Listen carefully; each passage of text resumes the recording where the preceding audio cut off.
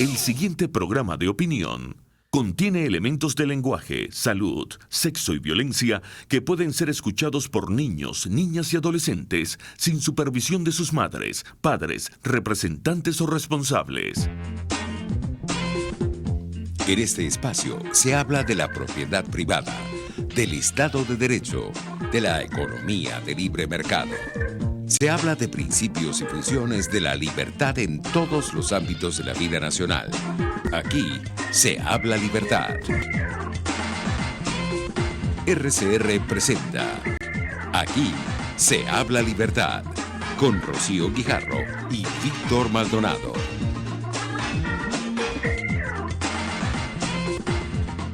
Oyentes de Aquí se habla libertad, ¿cómo están? Hoy miércoles 3 de julio en nuestro país, como siempre, nuestro país noticioso, muy movido, con tantas cosas que suceden en nuestro entorno, pero aquí estamos gracias a la Dirección General de la Estación de Jaime Nestares, a la gerencia de producción a cargo de Willy Zarcaya, en la producción Catherine Manzano, en los controles César Arteaga y con ustedes Rocío Guijarro. El profesor Víctor Maldonado no se podrá conectar hoy porque está en sus actividades académicas, pero bueno, yo hoy tengo un invitado muy querido que es sociólogo y amigo Felipe Benítez, quien es del equipo coordinador de Liderazgo y Visión, una asociación civil muy apreciada que trabaja por el liderazgo y por el sueño para Venezuela, y también colaborador de CEDICE. Bienvenido, Felipe. Gracias por venir a compartir nuestro programa Aquí se habla libertad. Y como hablábamos al principio, Felipe, que en nuestro país siempre, aparte de conversar luego contigo de estas cosas del sueño y de un trabajo interesantísimo que hiciste para CEDICE sobre instituciones y derechos de propiedad y libre comercio, conversar un poco sobre, bueno, el entorno venezolano, ¿no? Ayer hubo otro apagón en la zona de Baruta, pues no sabemos, pero es otra falla eléctrica que dejó sin luz a la mitad de la ciudad capital. También hubo un hecho bastante lamentable en el Táchira con un joven que salió a protestar por otro de los servicios que también está siendo, importante en el país, que está dejando de existir, como es el gas, y mi muchacho salió con su familia, con la gente, los vecinos, a protestar, y bueno, fue víctima también de represión, y creemos que, bueno, está un poco delicado, parece que la vista es lo más afectado que tiene. Bueno, estas cosas que nos arrugan muchísimo el corazón, ¿no, Felipe? ¿Cómo ves tú todo este drama trágico que está sucediendo? Todos los días es una cosa diferente y más dura para los venezolanos. Sí, buenos días, Rocío. De nuevo, gracias por la invitación y un gran saludo a la audiencia de este programa y de RCR en general, ¿no? La verdad es que el país no deja de ser noticioso día tras día. Y bueno, dicen que si las noticias no son malas, no son noticias. Por eso mismo no deja de ser noticioso, porque todas las informaciones, y pareciera que los grandes acontecimientos que nos rodean están siempre afectados por elementos o por cargas muy negativas. Pareciera únicamente el deporte la única dimensión donde el país logra tener algunas noticias reconfortantes, alguna información reconfortante, pero de resto, de verdad que son cosas que te van demoliendo, ¿no? Son cosas que te van aplastando. En especial lo de este muchacho Rufo, sí, en el Táchira, algo verdaderamente deprimente, desolador. Y después, además de recibir esa noticia también tan dura de lo del capitán joven de corbeta, ¿no? O sea, no pasa 3-4 días de esta terrible noticia, Arévalo. Cuando Acosta Arévalo, cuando volvemos otra vez con otra noticia triste que afecta a jóvenes, porque son muy jóvenes, el capitán de corbeta y este muchacho, ¿no? Sí, y fíjate, Rocío, que son eventos, así como el apagón, son eventos asociados a un colapso, un colapso en las formas de convivencia. Exacto. Es un colapso de las instituciones básicas que puedan garantizar que una sociedad se sostenga en el tiempo y que pueda, por supuesto, progresar, que pueda avanzar, que pueda ser próspera. Lo vivimos a cada día y realmente terminan siendo consecuencias. Esas conductas son consecuencias de un sistema institucional totalmente distorsionado, totalmente desviado, orientado a la transgresión. Exactamente. Donde no hay Estado de Derecho, donde no hay posibilidades siquiera de defenderte o de acudir a las instancias que defienden a los ciudadanos. Bueno, no hay. Prácticamente no tienes a quién acudir, ¿no? No tienes. Es muy complicado, y la vida en sociedad, si no está mediada en sociedades complejas como es un país, si no está mediado por instituciones saludables, instituciones fuertes, rígidas, nítidas, que garanticen derechos de forma justa para todos, realmente estamos transitando los primeros pasos realmente de un proceso de desintegración. Exactamente. Que su picahielo, su punta, su forma más visible tiene que ver con la producción material, es decir, con elementos asociados al funcionamiento del sistema económico. Pero debajo de eso hay un déficit de emocionalidad, de conductas neuróticas, de estrés, de desilusión, de desesperanza, de desespero, de frustración enorme. Es decir, cuando por estos días nos enterábamos de los familiares de la esposa de un gran amigo que nos decía que que creo que son de la zona central del país, que habían decidido irse a Colombia y se llevaron, eran unas muchachas, unas pinzas de secar cabello. Ajá. Y un secador para poderlas vender en el camino para el proceso de subsistencia. Imagínate. Es decir, ni siquiera en el periodo de independencia venezolano, donde las batallas en los llanos iban los ejércitos con su comida atrás porque iban arriando el ganado para poder mantenerse, por lo menos tenían una mayor garantía de sustento a lo que están teniendo los llamados caminantes en este momento. Es muy duro este entorno que nos ha tocado vivir y bueno, uno cae también en un ritornelo. Sí. En el sentido que tampoco puede ser sostenible, y no puede ser sostenible porque las sociedades realmente no se pueden sostener sobre instituciones que atentan contra ella misma. Exactamente. O sea, es muy difícil que pueda mantenerse una sociedad cuyos fundamentos atentan contra su propia estabilidad. Sí, y bueno, y uno quisiera hablar de buenas noticias, pero no el entorno no te lo permite, Felipe, ¿no? Porque uno quisiera pues rescatar las cosas buenas que también venezolanos dentro del país, fuera de él, están construyendo y haciendo cosas, y siendo muy creativos, pero la realidad te lleva a que, bueno, es muy difícil estar, bueno, muy contentos y alegres, ¿no? Porque la realidad es tan dura. Estábamos hablando con un grupo de gente y personas en mi oficina que viven lejos, en zonas, pues, afuera de la capital, como Guarenas, San Antonio de los Altos y tal. Y bueno, y el problema que tienen de que no hay bolívares entonces para pagar el pasaje, de que no hay sencillo, porque no es una realidad que en este momento la crisis económica ya desbordó a todo el mundo, pues.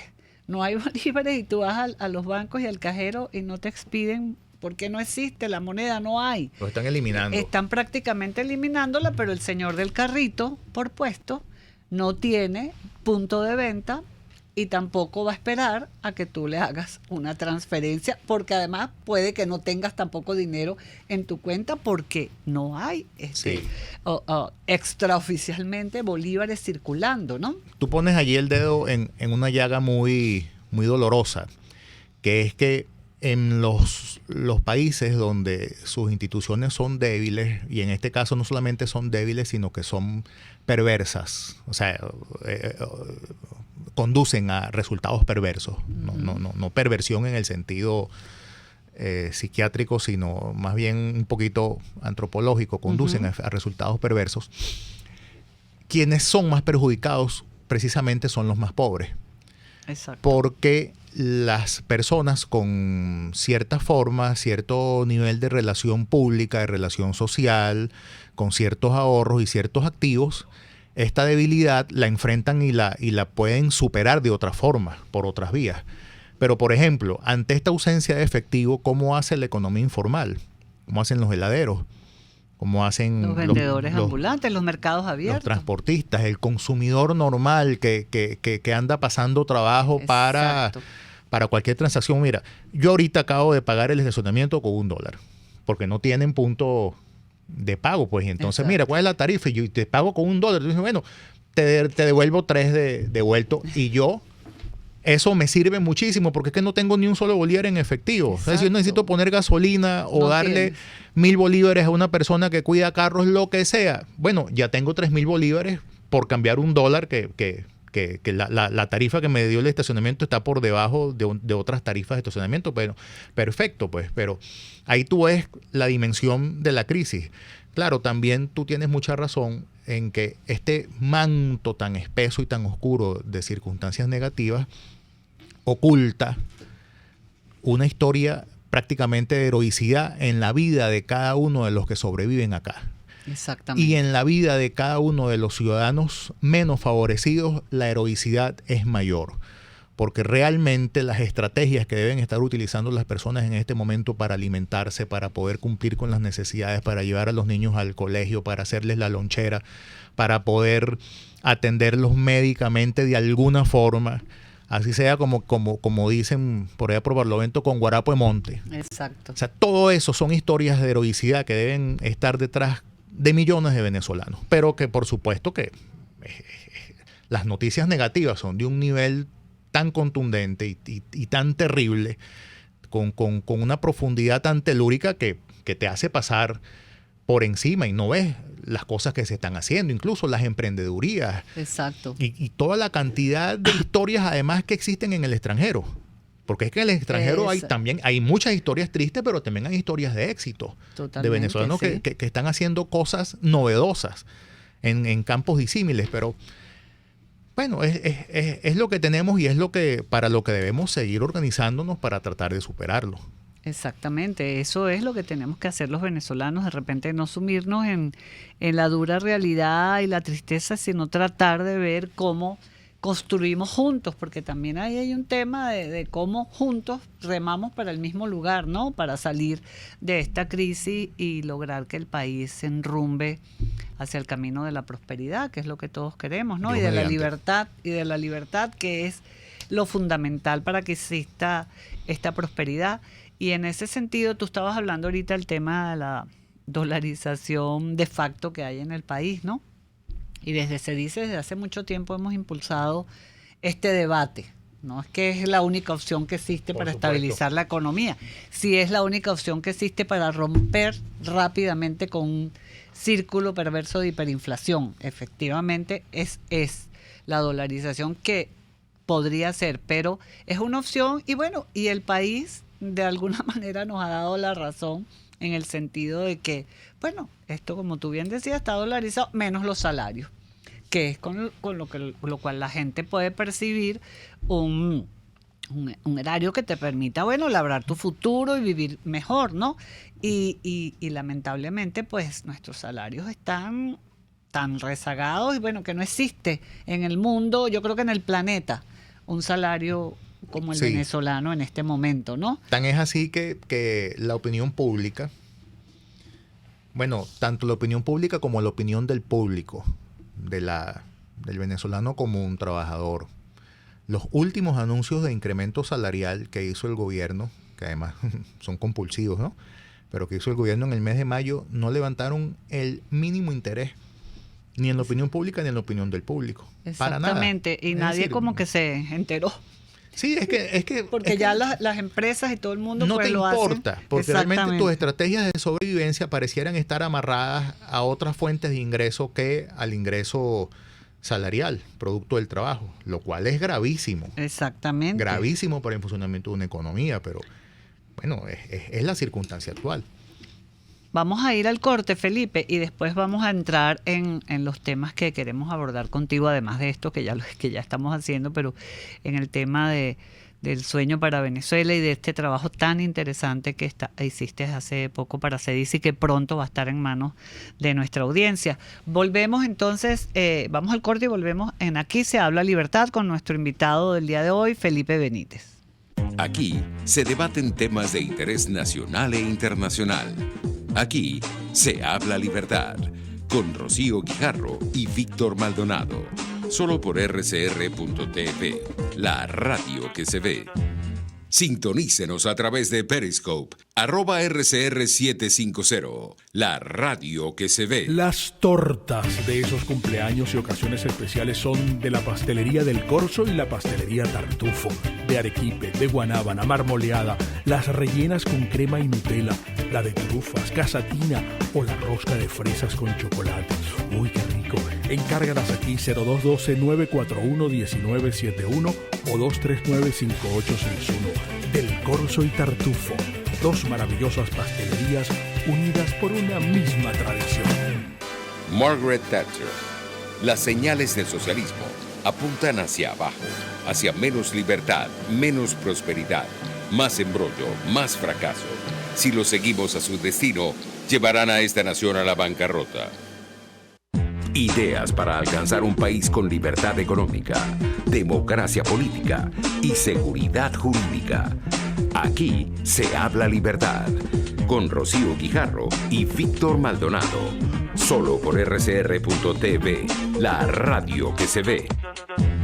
Y continuamos con Aquí se habla libertad, hoy con nuestro invitado Felipe Benítez. Y bueno, Felipe, quería que nos contaras un poco ese trabajo que tú realizaste para Se Dice Libertad y su Observatorio de Derechos de Propiedad y que pronto pondremos a la disposición de la audiencia. Ya creo que está en las últimas revisiones del mismo, que se llama Instituciones, Derechos de Propiedad y Libre Comercio. ¿Qué es lo que tú planteas ahí para los venezolanos? Bueno, ya estabas abordando el tema de la importancia de las instituciones. Incluso, Felipe, la semana que viene vamos a tener invitado en Venezuela al economista Martín Krause, argentino, que él elabora el índice de calidad institucional, donde mide cómo es la calidad institucional de los países del mundo, ¿no? Él toma, bueno, ya nos contará el lunes en este programa, porque él toma la variedad de índices que hay para hacer la transversalidad de cada uno y ver cómo la calidad institucional está allí. Pero de tu trabajo, ¿qué aporte le haces tú para la construcción de Venezuela, de cómo rescatar no solamente las instituciones físicas, sino las instituciones informales, como son el derecho de propiedad, que es una institución fundamental, ¿no? Absolutamente. Fíjate, Rocío, uno siempre ha escuchado que una de las acepciones japonesas para el término crisis es oportunidad, ¿no? Uh-huh. Y yo creo que el debate sobre el tema de la propiedad privada, gracias a este desastre que nos ha correspondido vivir y revivir en términos de estas teorías económicas decimonónicas como el socialismo más rupestre que uno pueda conocer, ha estimulado ese debate en Venezuela, que además creo que es un debate que en los países desarrollados ha sido un poco olvidado, y un poco olvidado porque es una condición que pareciera ya dada, establecida, es decir, instituciones consolidadas. Cuando uno entra en la revisión de ciertos índices de libertad económica, te das cuenta que en la dimensión que miden el tema de los derechos de propiedad no está tan consolidado como uno desearía. Creo que la propiedad privada es una institución maniatada, incluso por quienes dicen ser sus defensores y sus promotores. Pero como estamos hablando del caso venezolano, bueno, en Venezuela entramos en ese debate, yo diría que a partir de mediados de la década pasada, comenzamos a tocar ese tema, se dice realmente a través del Observatorio de Derechos de Propiedad, trató de impulsar esto, pero ya venía con un impulso previo. Recuerdo que el impulso que le había dado se dice con los primeros pasos que dio el país, el proyecto País de Propietarios. En alianza con Liderazgo y Visión, pues la institución que... Eso fue por allá por el 2006, una cosa así. Sí, luego el observatorio lo sacamos en el año 2010, pero ya habían unos intentos previos, ¿no? Porque ya habían unas amenazas, por supuesto. Y unas amenazas que en un primer momento parecían estar dirigidas únicamente contra los llamados ricos. Exacto. ¿Verdad? Sin entrar en detalle qué significa ser rico, pero bueno, lo que se significó era que ser rico era malo, y entonces allí había como un primer objetivo de política pública. Luego esto se amplió a quienes pudiésemos considerar no ricos, no solamente los ricos, sino, mejor dicho, los no pobres. Exactamente. Los ricos, los no pobres, y ahora es a toda la población. Lo que hemos tratado de hacer con este trabajo es enfocar el debate desde el ángulo del debate de la propiedad privada y de la libertad de comercio e industria, que son funciones complementarias una de la otra. Yo allí coloco la afirmación de que no son dos caras de una misma moneda, porque no puede haber una sin la otra, es decir, no puede estar una dando la cara hacia arriba mientras la otra está tapada. No son dos caras de una misma moneda, son funciones mutuamente complementarias. El menoscabo de una afecta el desarrollo de la otra, aunque eso no sea evidente en el corto plazo. Y cómo estas categorías necesitan de la existencia de instituciones políticas que Acemoglu y Robinson denominan inclusivas en su trabajo ¿Por qué prosperan las naciones? Porque de forma contraria fracasan los países. ¿Por qué fracasan los países? Ellos hablan de precisamente las instituciones inclusivas, las instituciones extractivas. Extractivas, exactamente. Si no están amparadas por este tipo de instituciones, estos sistemas no son sostenibles. Te van extrayendo todo tu posibilidad de salir adelante y de desarrollo. Las instituciones extractivas son depredadoras. Eso yo diría que es su esencia. No son justas desde la perspectiva más básica de la justicia, que es dar a cada quien lo que corresponde o lo que merece. Y al no ser justas, son instituciones que generan privilegios o que favorecen unos segmentos poblacionales en detrimento de otros. Las políticas en términos de la administración del poder, por supuesto. Que ahí es donde viene el capitalismo de amigos, pues, o sea, lo que llaman los norteamericanos el crony capitalismo, donde empiezan entonces a otorgar privilegios a sectores, ¿no? Exactamente.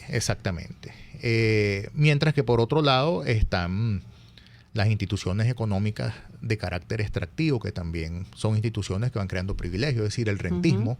Exacto. O la búsqueda de renta, son instituciones que van en esa dirección, el particularismo. Un ejemplo muy visible en Venezuela de una institución económica inclusiva era aquel famoso Fondo de Estabilización Macroeconómica citado por Betancur, y que luego este gobierno, el chavismo, lo denominó el FEN, el Fondo Anticíclico lo llamaba Betancur. Y Fondo de Estabilización Macroeconómica fue la acepción que se le quiso dar a comienzos de los años 2000. Bueno, ninguno de los dos prosperó. Exacto. Ninguno de los dos pasó de ser una idea, porque sencillamente era una institución. ¿Qué significaba el Fondo Anticíclico o el Fondo de Estabilización Macroeconómica para la audiencia? Porque a veces uno establece una conversación. Y nuestra audiencia que se comunica además por todas las vías, RCR 750 Periscope. Esta es la radio que se ve. Tienes que estar muy acomodadito, Felipe, porque todo se está viendo por cámara. Entonces, ¿qué significado tenían estas instituciones, por ejemplo?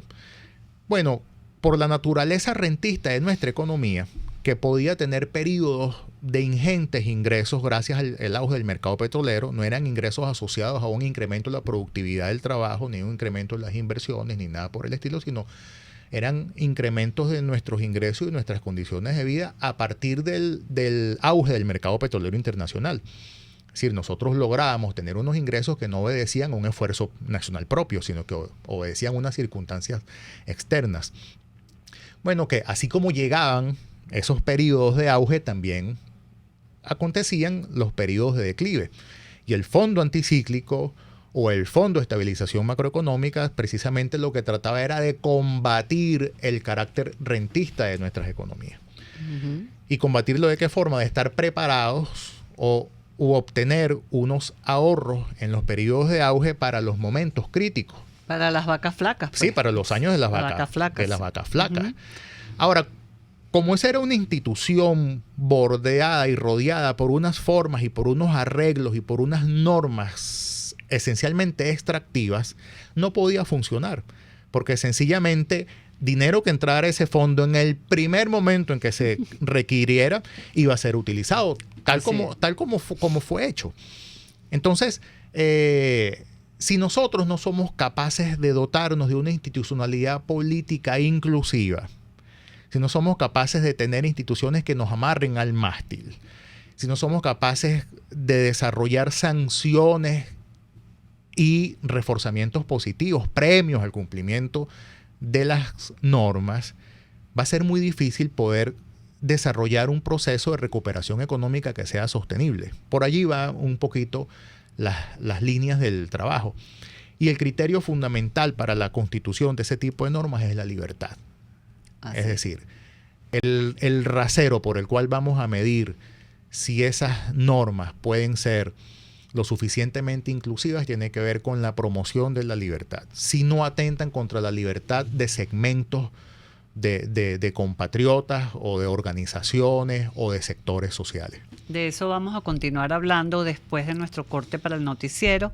Les recomendamos a nuestra audiencia que, bueno, estamos a través de Periscope, RCR 750, rcr.tv y por TuneIn, que saben que es la plataforma para que puedan escuchar RCR 750. Vamos al corte y ya regresamos en Aquí se habla libertad.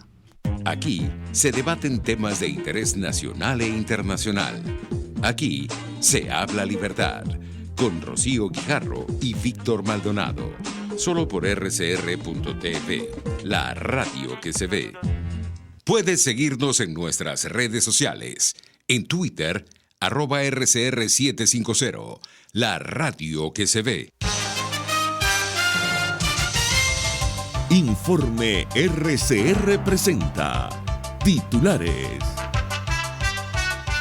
Más de 50 países piden ante el Consejo de Derechos Humanos de la ONU cambios políticos en Venezuela.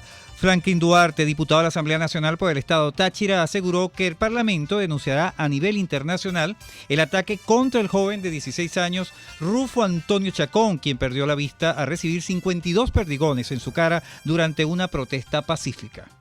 Que ya están los autores materiales presos, 2 policías que fueron los que estuvieron en la protesta, fueron los que dispararon el arma que cegaron la vida de este adolescente. Pero el autor intelectual que alega, dice a voz populi, y pueden ver la rueda de prensa que dio ayer, donde prácticamente también lo repetía, donde se declara radicalmente chavista, es el director de la Policía Regional del Táchira, que está intervenida, y él es el autor intelectual y no está preso, se está lavando las manos como Pilato, y es lo que nosotros vamos a exigir. Es un crimen de lesa humanidad. A instancias internacionales llevaremos a la Asamblea Nacional el caso de Rufo Chacón, que además algo que no le han dado mucha noticia, que es que el hermano de Rufo, Adrián Chacón, de 14 años, también fue herido en la misma protesta por los funcionarios policiales que estaban allí en el municipio Cárdenas, a altura de la Panadería del Viajero, protestando porque tenían 3 meses que no tenían gas, porque la mamá Lega y las familias de ese municipio tachirense, como todo el Táchira, pasan días sin comer porque no hay gas. Alemania confirma retorno a Venezuela de su embajador Daniel Kreiner. En internacionales, el socialista italiano David Sassoli fue electo presidente de la Eurocámara hasta enero de 2022. Y en los deportes, en el fútbol español, el centrocampista Rodrigo Hernández completó este miércoles su marcha del Atlético de Madrid con el pago de la cláusula de rescisión de 70 millones de euros. A esta hora les narró Jackson Vargas. Continúen escuchando Aquí se habla libertad.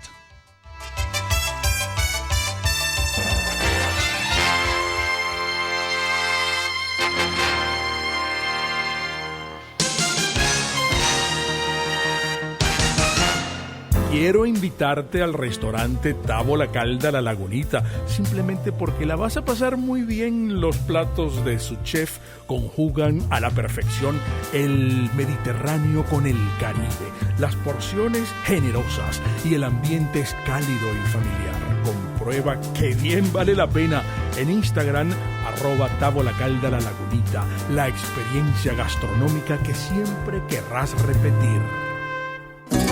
RCR 750 AM, porque lo bueno une. Usted está escuchando Aquí se habla libertad con Rocío Guijarro y Víctor Maldonado. Síganos en Twitter y Periscope, @RCR750, la radio que se ve.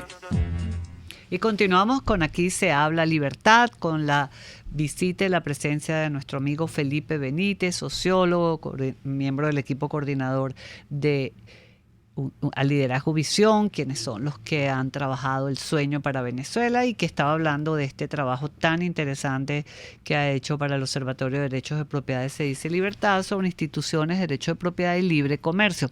Por aquí un comentario de la gente que se conecta, de nuestros amigos que se conectan por rcr.tv, Felipe. Extractivos han sido todos los países que le extendieron la mano a Chávez para robar el país. Efectivamente, pues esos son extractivos porque han extraído de lo más profundo, bueno, se han pegado ahí como una esponja, ¿no? Bueno, y los países tienen intereses, ¿no? Exactamente. Y obedecen a eso. Las políticas exterior de los gobiernos responden a los intereses de sus gobernados. Así es. O teóricamente. Y fíjate eso que tú decías de la importancia del respeto y la garantía de los derechos de propiedad, que además ha sido la fuente de países que han salido de crisis como la nuestra o peores, porque han salido después de guerras como, el mismo Corea del Sur, ¿no? Que era un país que quedó totalmente destruido y cómo a partir de la protección y la asignación de derechos de propiedad, pues el país fue creciendo y desarrollándose, y miren lo que es hoy Corea del Sur. Lo mismo en este país, estos países que estuvieron bajo la órbita soviética como Estonia, Letonia. Bueno, Estonia ahora es un país muy desarrollado. Además, estaba escuchando de los niños de Se Dice Futuro, que es un programa que tenemos allá en Se Dice para potenciar todo lo que es la tecnología y la innovación, que decían que precisamente Estonia es el único país digital en este momento. Y dicen que lo único que no se puede hacer con tecnología y online es casarte y divorciarte. Porque ahí hubo un trabajo de asignación también de derechos de propiedad importante y de libre comercio. Pues lo que tú planteas también en el trabajo. El libre comercio también es fundamental para que las sociedades prosperen, porque los ciudadanos lo que queremos es buenos productos, buena calidad y al mejor precio posible, ¿no? Sí. Hay en este debate sobre la propiedad, nadie de cierto nivel o prestigio intelectual, creo yo, discute hoy el valor de los derechos de propiedad para que una sociedad o un país pueda ser próspero, ¿no? O sea, yo creo que en ausencia de derechos de propiedad eso es de imposible consecución. Sin embargo, bueno, hay corrientes políticas, hay voceros políticos todavía, no solamente en Venezuela, en muchos sitios, que no solamente discuten la esencia de la misma, sino sus alcances. Entonces, el debate se va hacia tratar de colocarle cortapisas al tema de lo que ellos han denominado la sacrosanta libertad privada, ¿no? Entonces, que no puede ser absoluta y todo este tipo de cosas. Sin embargo, hay algo muy curioso, Rocío, que si bien es cierto que la propiedad privada como institución no es suficiente para que se generen elevados niveles de calidad de vida en un determinado país, es absolutamente necesario que exista. O sea, es sencillamente insustituible. Y el problema es que tú no puedes generar derechos en segmentos poblacionales a partir del detrimento de otros. porque eso es lo que básicamente califica que las leyes o las jugadas de políticas públicas sean injustas y sean precisamente extractivas. Si tú no puedes constituir derechos, llámese sociales, llámese políticos, llámese civiles, a partir del menoscabo de derechos económicos de otros segmentos de la sociedad, sencillamente porque cuando tú modificas las situaciones de producción de una determinada economía, tú vas a tener una modificación de su producto. O sea, si tú tienes un producto de economía que sea 100 más X, y tú vas a decir, bueno, esta X que está acá, yo la voy a tomar porque la voy a redistribuir directamente entre los sectores menos favorecidos.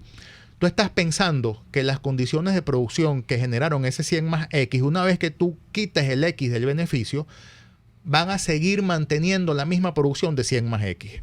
Y resulta que eso no es así, porque en el momento que tú modificas los incentivos para que se produzca el 100 más X, ya lo que vas a tener son 100.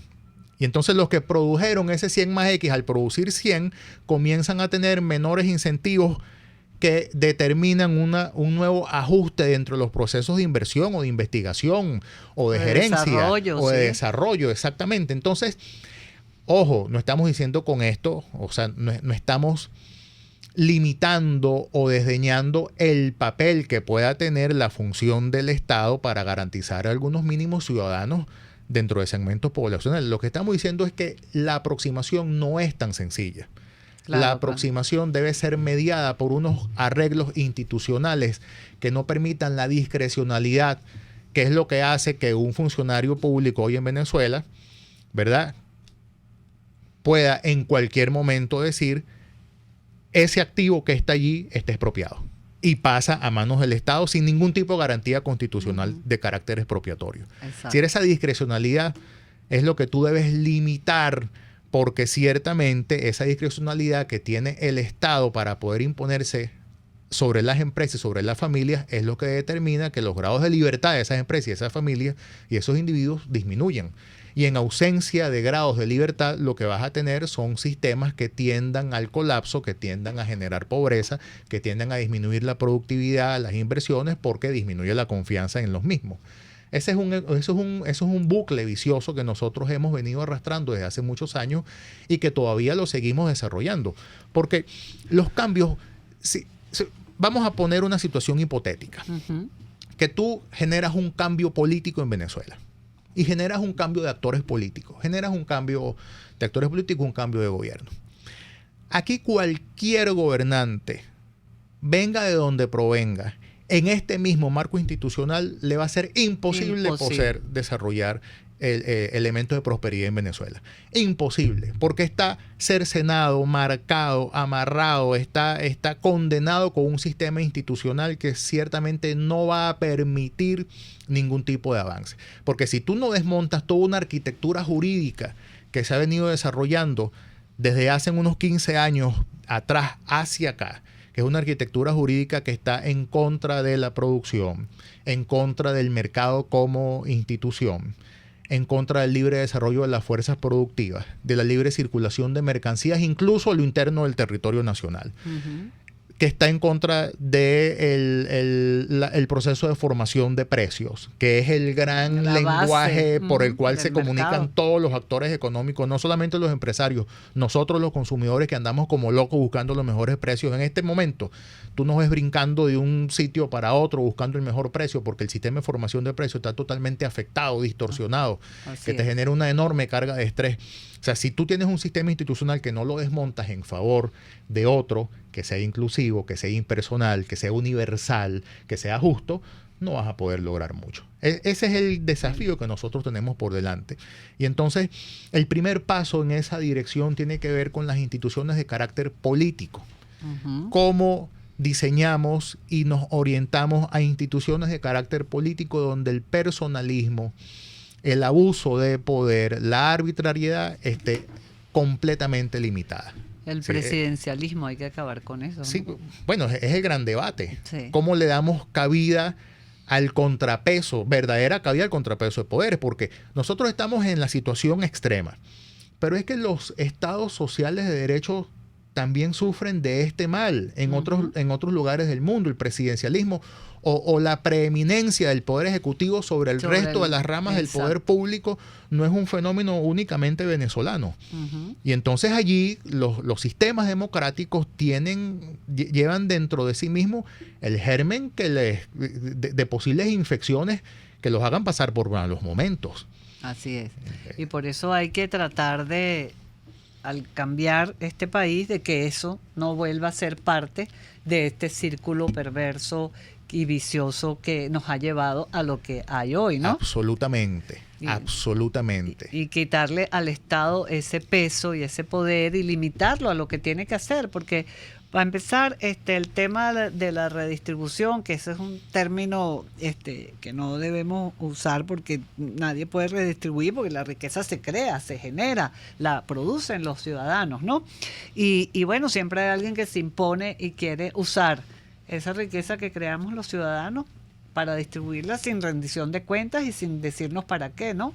Y esto es ese estado hipertrofiado, inmenso, que quiere meterse en la vida de cada uno de los ciudadanos, que es lo que nos ha pasado, Felipe, porque en este momento uno siente que, bueno, cada paso que tú das, está el papá Estado, el Big Brother que llamaba Orwell, vigilándote y metiéndose en tu vida. El tema que hablábamos antes del salario, del tener la moneda con la cual tú quieras ahorrar y labrarte tu futuro. ¿Por qué me van a impedir obtener esa moneda que vale en el mundo entero? Y por demás un gran hermano muy ineficiente. Muy ineficiente. O sea, no solamente está metido en todas partes, sino que en todas partes lo hace mal.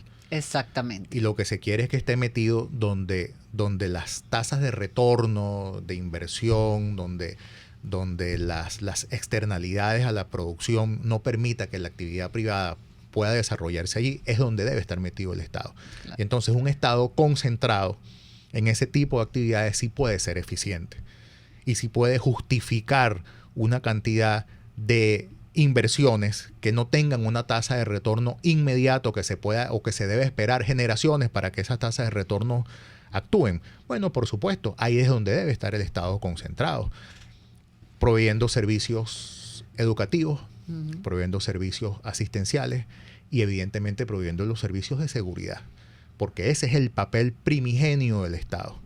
Un Estado que pueda garantizar el orden y la seguridad a sus ciudadanos. Bueno, el Estado venezolano no garantiza el orden, no garantiza la seguridad, no garantiza servicios de ninguna naturaleza. La infraestructura que desarrolla está en el suelo, sin mantenimiento, bajo mantenimiento. Los servicios, bueno, ni siquiera puede garantizar la existencia de una circulación monetaria que permita las más mínimas transacciones diarias a la ciudadanía. Es decir, está metido en todas partes y al final está mal metido, ¿no? Bueno, y eso es el socialismo, pues. Eso es lo que produce el socialismo, cuando tú quieres tener el control de todo y el poder de todo, y al final, pues lo que produces es miseria, deterioro y desgarramiento que nos produce el no poder tener la libertad, pues, de escoger libremente todo aquello que sea bueno para nosotros y para nuestras familias, ¿no? Y por eso entonces, bueno, esta dispersión familiar que estamos viviendo hoy en día los venezolanos, ¿no? Las familias totalmente regadas por el mundo, pasándolo, como tú decías al principio, bien o mal, porque no todo migrante, pues en un principio pasa trabajo, bueno, aunque tengas las competencias no es fácil, porque además los países de la región, de América Latina, no estaban preparados para un éxodo tan masivo como está resultando el nuestro, ¿no? Creo que se prepararon para las amenazas políticas que llegaron a tener en algún momento en sus sistemas electorales. Exactamente. O sea, creo que sí nos leyeron muy bien, y nos leyeron antes nos leyeron antes del 2014, porque esta debacle, que es horrorosa, que es espantosa, que es tan horrorosa que cuando tú ves, en esto le comentaba a unos compañeros, que cuando tú lees las cifras venezolanas, aquel viejo decir que las cifras son frías, y bueno, que son números fríos y todo eso, no. Las cifras son más feas de lo que tú ves en la calle. Y contundentes. Sí, es que son demoledoras con relación a ese espíritu y esas ganas de vivir que sigues observando en las calles del país. No solamente de Caracas, que sigues observando en las calles del país. Felipe, vamos a ir al corte y vamos a regresar para unos minutos finales donde nos gustaría que contaras entonces algo del sueño para Venezuela y de que sí podemos recuperarnos y reconstruir al país. Vamos al corte y ya regresamos con Aquí se habla libertad.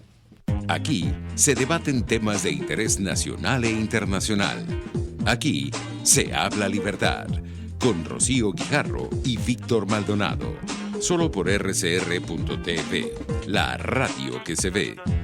Puedes seguir nuestra programación a través de rcr.tv, la radio que se ve. ¿Te gusta lo natural? Tu Cocada Express El Paraíso. Allí podrás disfrutar y degustar los beneficios del coco, agua de coco, aceite, helados, dulces y la mejor cocada de Caracas. Con los toppings de tu elección. Estamos en la avenida Páez del Paraíso, frente al Parque Naciones Unidas. Síguenos, @Tu Cocada Express. Tu Cocada Express El Paraíso, como tú la quieras. En RCR somos vanguardia. Toda la programación de tu RCR también la puedes seguir a través de la internet. Audio y video en tiempo real. Noticias y mucho más. No te pierdas ni un segundo de nuestra programación. No hay excusa ni cadena que valga para que dejes de escucharnos. Ingresa a rcr.tv, la radio que se ve. Ideas para alcanzar un país con libertad económica, democracia política y seguridad jurídica. Aquí se habla libertad. Con Rocío Guijarro y Víctor Maldonado. Solo por rcr.tv, la radio que se ve. Y continuamos en Aquí se habla libertad y bueno, queremos que Felipe nos cuente qué es el sueño para Venezuela. Felipe, esto fue un proyecto muy importante hace unos años atrás que fue construyendo la visión de la Venezuela que queremos y que se está actualizando en este momento tan necesario y tan importante para el país. Cuéntanos un poco de cómo va el sueño para Venezuela y cómo podemos compartir esa visión con todos los ciudadanos de este país. Oye, Rocío, bueno, cerremos con cosas positivas, ¿no? Claro, claro. El sueño fue el proyecto que a mí me enganchó y me amarró a liderazgo y visión hace ya casi 20 años. Ese fue un proyecto, como tú dices, muy, muy interesante, que generó toda una familia de subproyectos. Yo estuve coordinando uno en esa época que se llamaba el Sueño Bus. Uh-huh. Y bueno, eso me dio la oportunidad de recorrer toda Venezuela. De recorrer toda la geografía con ese mensaje y ver las reacciones de la gente. Y en algunos estados logramos llevar el teatro, ¿no? Que también fue otro de los subproyectos de familia subproyectos que apareció con el sueño. Ese fue el Sueño 1. Exacto. Desde hace aproximadamente un par de años, su autor, Herbert Torres, y ahora Roberto Casanova, decidieron, hace como 2 o 3 años, ¿no? Decidieron hacer una reedición del libro. Ya de verdad que hacía años que se venía conversando sobre eso, sobre una nueva edición. Pero fue como entre 2 a 3 años que se tomó la decisión de hacerlo. Y este trabajo se adelantó, este trabajo ya se revisó. Lamentablemente las cifras de hiperinflación lo envejecen muy rápido y entonces hemos tenido que hacer una nueva actualización corriendo en estos últimos meses. Logramos llevar la data hasta el año 2018 y está ahorita, bueno, en gestión de presupuestos y todo este tipo de cosas para editarlo. Para que entre en edición, pero va a tener más que nada su difusión va a ser vía digital porque de verdad que promover un libro hoy en físico en Venezuela es prácticamente imposible y queremos hacer algo de mucha calidad. Es decir, lo que editemos, los ejemplares en físico que hagamos, vamos a ir a contravía o queremos ir a contravía de lo que es el país. ¿Y cuáles ahorita son tenemos ediciones, bueno, que tratan es de salir, que es lo importante, pero nosotros queremos salir con algo que diga, no, esto es lo que nosotros queremos y lo que podemos hacer en Venezuela son cosas de calidad. Exacto. Y queremos trabajar con una edición de ese tipo, a pesar de que su distribución masiva sea por vía PDF. Uh-huh. Es un trabajo que de alguna forma se ha fundamentado en la metodología del sueño anterior, solo que en esta oportunidad se le ha dedicado un poco más al diseño del futuro, a pensar el futuro, a esperanzarnos a nosotros mismos, pero a esperanzarnos en base al potencial real que tenemos. Yo he tenido la oportunidad de conversar con algunas personas que han venido, que han estado fuera del país durante un cierto buen tiempo, y al retorno lo que me han comentado es que, bueno, en Caracas no ven muy poco de fuera, pero en hablar de Caracas dicen, oye, pero qué maravillosa está la ciudad. O sea, la ciudad está... Y digo, claro, cuando uno está afuera, comienza o ve las cifras y dice, Dios mío, esto está en la carraplana absoluta. Y la carraplana va por dentro. Tú y yo sabemos que sí, que es muy difícil para la gente alimentarse, muy difícil. Aquí el que se le dañe la lavadora, dañada se quedó. El que se le dañe la nevera, dañada se quedó durante una buena cantidad de meses. 3 minutos. Pero no significa que en la calle no haya una intención y un humor y unas ganas de seguir para adelante. Pues una resiliencia, como dicen los psicólogos, una resiliencia que está allí.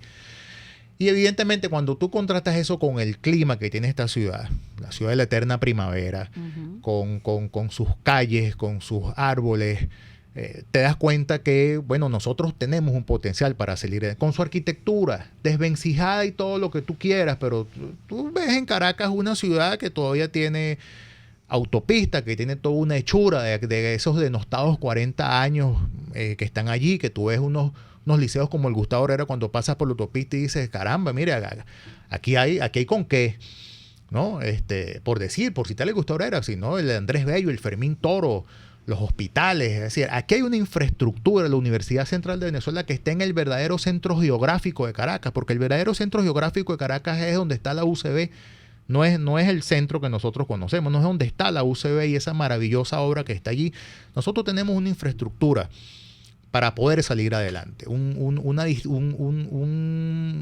elementos de distribución eléctrica, de represas, de acueductos para poder salir adelante. Nosotros tenemos los elementos, están muy deteriorados, es verdad, están muy venidos a menos, es verdad, pero solo necesitan es la oportunidad para hacerlo.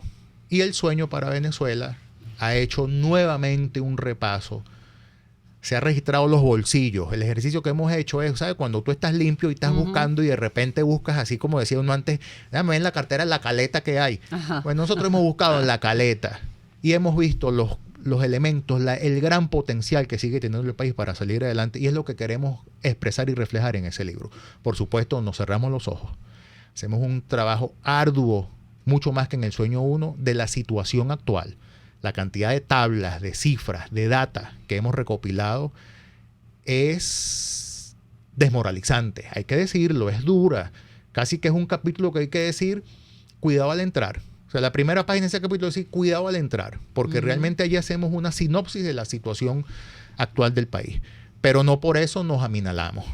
Es decir, hay un potencial y sobre ese potencial es que terminamos trabajando el libro y terminamos haciendo una propuesta de que sí podemos ir hacia adelante y de una manera muy, muy rápida. Qué bueno. Muy pujante y sostenida, porque como siempre ha dicho Herbert, y así cerrada, recuerdo yo sus charlas, algunas charlas en el sueño 1, él decía, cuando tú estás enfermo y el médico te manda antibióticos por 9 días, no tienes que esperar hasta el 9º día para comenzar a sentirte bien. Al segundo o tercer día, cuando ves los efectos, ya comienzas a sentirte bien, y eso es importante. Nosotros podemos comenzar a sentirnos bien a la vuelta de 18 o 24 meses, una vez iniciado un proceso de ajuste verdadero, político y económico, y en esa dirección es lo que nos anima y es lo que queremos compartir con todos los venezolanos. Qué maravilla, ese es el sueño para Venezuela, y en ese sueño queremos estar y compartir. Por supuesto que cuando esté lista la publicación para empezar los debates y las discusiones sobre el mismo, pues les anunciaremos aquí a nuestra audiencia para que esté atenta y puedan además bajar el libro y solicitar, como pasó cuando se hizo la primera iniciativa del Sueño para Venezuela, que la gente solicitaba que los visitáramos para hacer el debate y la reflexión sobre lo contenido allí, pues estará igualmente a la disposición para ello. Así es. Bueno, y aquí terminamos con Aquí se habla libertad, interesantísimo programa con Felipe Benítez. Gracias por venir, Felipe. Gracias a ustedes. Y bueno, nos estamos viendo el próximo viernes. Gracias a la Dirección General de la Estación, a Jaime Nestares, a la Gerencia de Producción Willy Cercaya, en la producción Catherine Manzano, en los controles César Arteaga, y hoy con ustedes Rocío Guijarro. Hasta el próximo viernes. RCR presentó Aquí se habla libertad, con Rocío Guijarro y Víctor Maldonado. Solo por RCR 750 AM y rcr.tv. En Twitter y Periscope, @RCR750. La